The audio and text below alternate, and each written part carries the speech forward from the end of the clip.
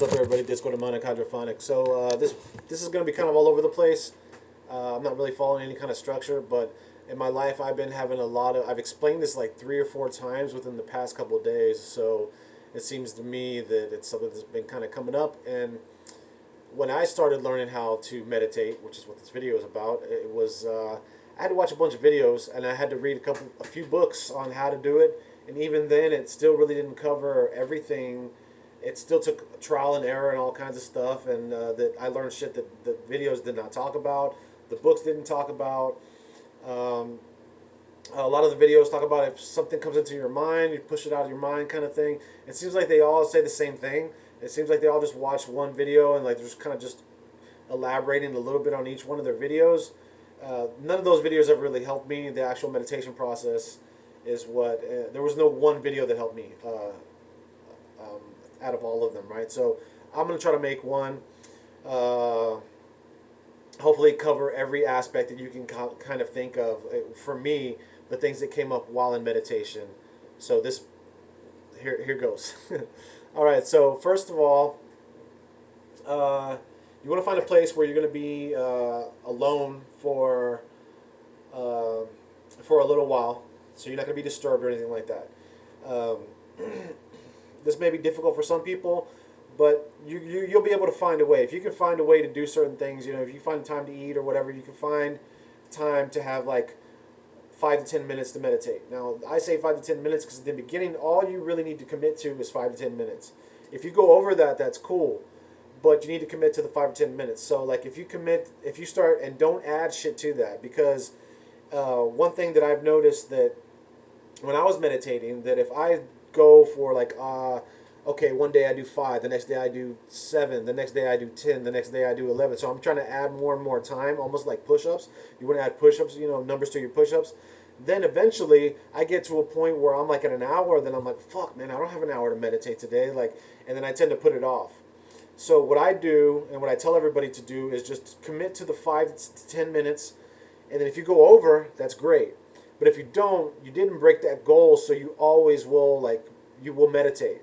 So, like, I would say the most you would ever want to commit to is about 10 minutes, and if you go over that, you just go over that. And so that way you always think to yourself, well, at least I got my 10 minutes, you know what I'm saying? And you want to try to sit, you know, your mind, you'll start getting there more and more and more and everything, right? So find a place where you won't be disturbed, and just commit to the 5 or 10 minutes, and find a place where you're going to be comfortable. Like, you can sit on your bed. It doesn't have to be like a ritual spot. If that helps you kind of like create an ambiance, that's cool, but you really don't need that for meditation. Just be comfortable. You can either lie down or you can sit down. When you're lying down, you want to be careful because you can go to sleep. So if you're prone to fall asleep very easily, if you had a long day, laying down and meditating is not going to work, man. You're probably going to end up passing out. It's a waste of a meditation unless you just want to go to sleep, right? So find a comfortable spot.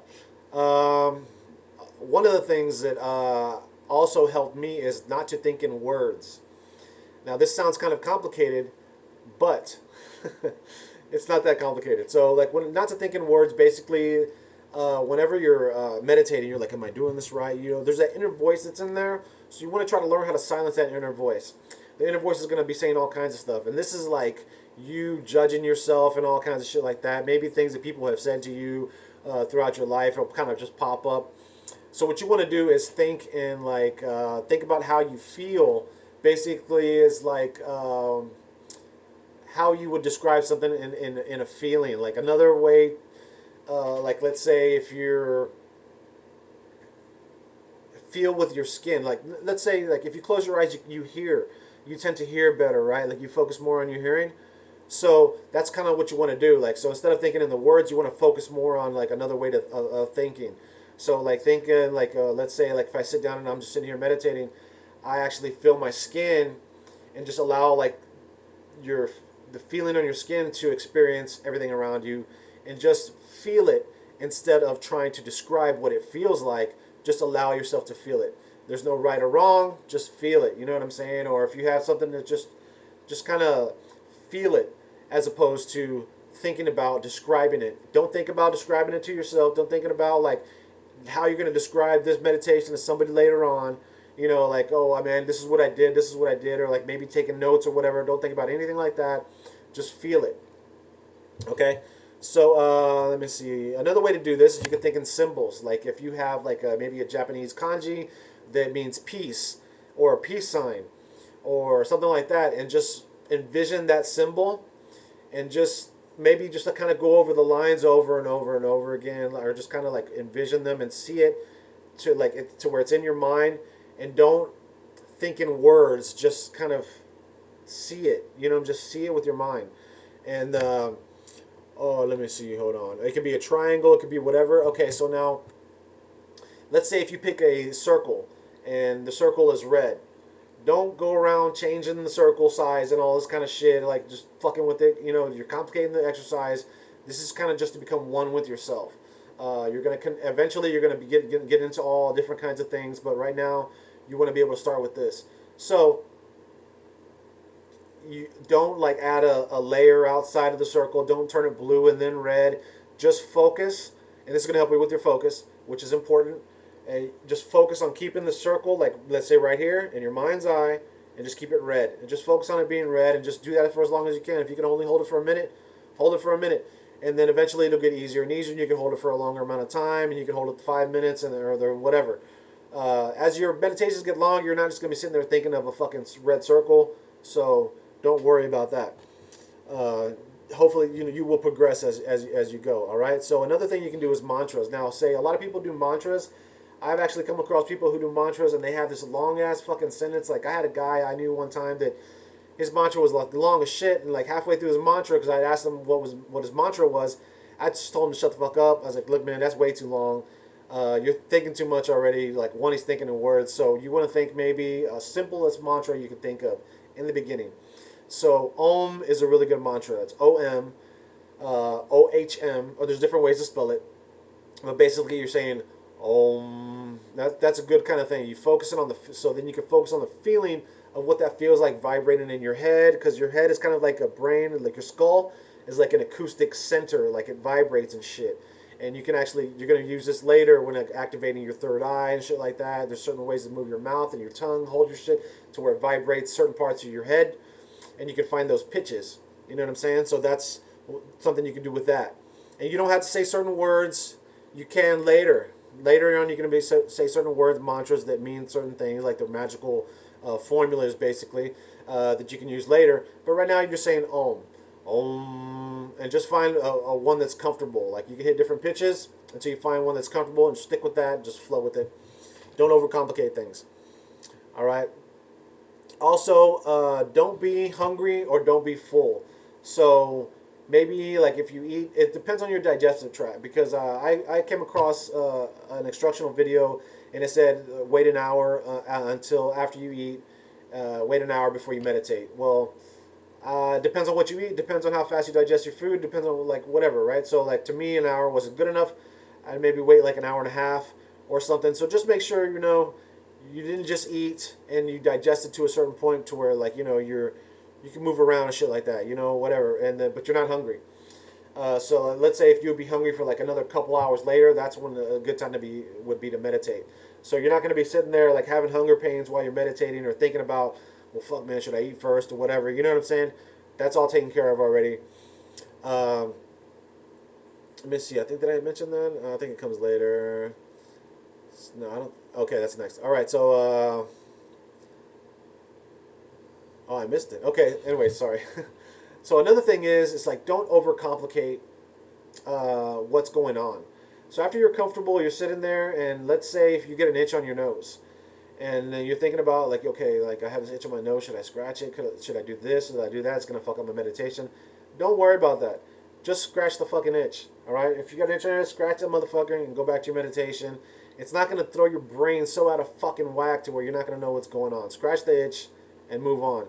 If you have a scratch like anywhere, if you got a little scratch, whatever. If you start getting a little bit too into it, maybe refocus after all that. And a good way to refocus is there's something called the fourfold breath. I think I mentioned this before, but you take some deep breaths, and so you breathe in for 4 seconds, hold for 4 seconds, and then breathe out for 4 seconds. I tend to just kind of take a breath, hold it maybe for a second, breathe out slowly, and do that about 3 or 4 times until you feel like you calm yourself down, and then you can go into your meditation. All right, that's one way to do that. Let me see. Okay, another one thing that you can do. Okay, one thing I wanted to mention is that like working in your garden or driving, going out for a drive, or doing something like that's a repetitive task. That's not meditation. All right, that's kind of like that's something different. Some people say that's their meditation or art is their meditation. That's not meditation. Meditation is a time when you're by yourself, you're focused on your mind, and it's just you and your brain, and that's it. You know what I'm saying? There's no like other factors unless you use binaural beats or something like that. That's something totally different. But it's like you're not thinking about shit. You know what I'm saying? That's not what meditation is. Uh, in my opinion, like there's meditations like that can be considered a type of meditation, but that's not what we're doing here today. Where you want to meditate to where like you're alone with your mind, because eventually you're going to want to be able to create. This is for magical purposes and for becoming one with yourself, for defeating anxiety, for defeating fear. So basically, meditation is it's like if you're having an anxiety attack, for example, and you're going to meditate. You may not be able to meditate your way out of the anxiety attack. It's possible, but what you're doing is you're callousing yourself up for when you do have an anxiety attack. You're more likely to be like you're more mentally stable, so where like it's not going to happen so much anymore. So as you start getting to meditate, anxiety attacks, if that's an issue that you have, which was a really bad issue for me, will begin to like just kind of go away, and then you'll get to a point to where like you're all cool, you know what I'm saying? So you'll be like, it'll be easier to control when you do have an anxiety attack, if that's something that you have an issue with. If not, it's like it just helps mentally. It helps with all kinds of things. It helps with focus. It helps with like magical intent. It helps with life. You don't flip out so easy. You know, like if you're driving a car, you almost get into an accident. You don't trip the fuck out. It's easier to handle those situations. So that's what meditation helps with. Those are some of the things that meditation helps with. Let me see what else. Oh, also, when you first getting started, the best way to do this is find the same time, like a certain time every day. Let's say you get off of work and every day at 7 you watch some show or whatever, right? Like that. So that right there is a good time at 7 o'clock, or if you really want to watch your fucking show, at 6:50, do a meditation before it's time to watch your show. Actually, I would recommend not doing that because you're gonna think about watching your fucking show the whole time. I would not do meditation after this if you watch a show, because you're gonna think about the show the whole fucking time.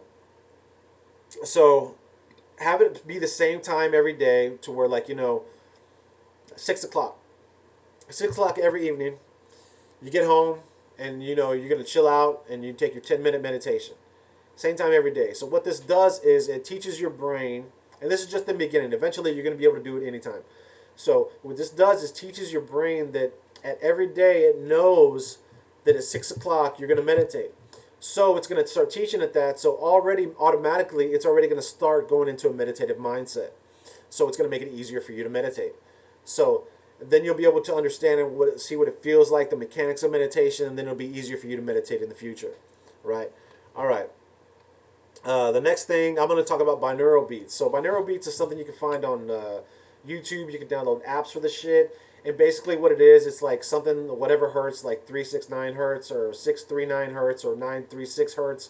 There's different numbers for the hertz, and it's like their wavelengths and shit like that. It basically creates this like wah, wah, wah, wah, wah, wah, wah kind of noise to where it's easier to drown everything else out, and it puts your brain into a certain pattern to where it's easier to meditate. This helps, but you don't want to become dependent upon this either. So this is a tool that you can use, but it's not a tool that I would recommend to use every time. So have a meditation, like maybe if you start later on as you get more into it, do a meditation where you just meditate with binaural beats, and then have one where you don't use binaural beats. Now, if I live in an apartment complex, so it's really noisy here. So one of the things that I do is there is a vent on top of my stove that I turn on to kind of drown out outside noise. Because if not, I can hear little pings and bangs, all shit going on, and that really annoys me because there's a lot of noisy people. I live in the hood, some noisy ass motherfuckers out here, so they don't give a fuck. So it's I really need that to help me kind of like, I can still kind of hear it, but not as bad as it's like it's really silent for a little while, then all of a sudden, boom, you know, it's going to take you out of it. So that's one of the things that I do if binaural beats, something like that. But I would also recommend learning how to do it without that kind of stuff because it's better to be able to do both. Um, and the last thing I'm going to say is to commit. So this is really the most important one.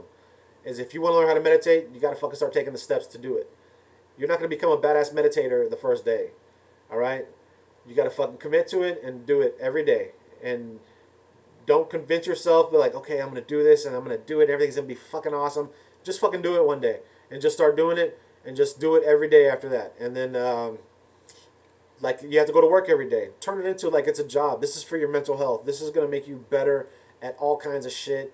If you're watching my channel, most likely you're using it for magic. So this is going to be really make you really good at fucking magic. So, you know, this is a very important aspect of magical practice. Meditation. So make it a part of your day, man. Commit to this shit.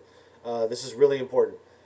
It's going to make your spell work easier. It's going to make your intent. You're going to be able to focus more on your magic. Magic's going to be more powerful. All kinds of benefits to meditation. So, all right, that's gonna be it, man. This video went a little longer than I thought it was, but that covers a lot of shit. All right. So, and this, like I said, this is from I watched a lot of videos and read a few books on how to do this shit, and they all didn't cover all the shit that I had to learn on my own. People don't make really good videos on how to meditate. So, I hope this helps. Thanks for watching. If you like this video, share it with your friends. If you hate it, share it with your enemies. Take it easy.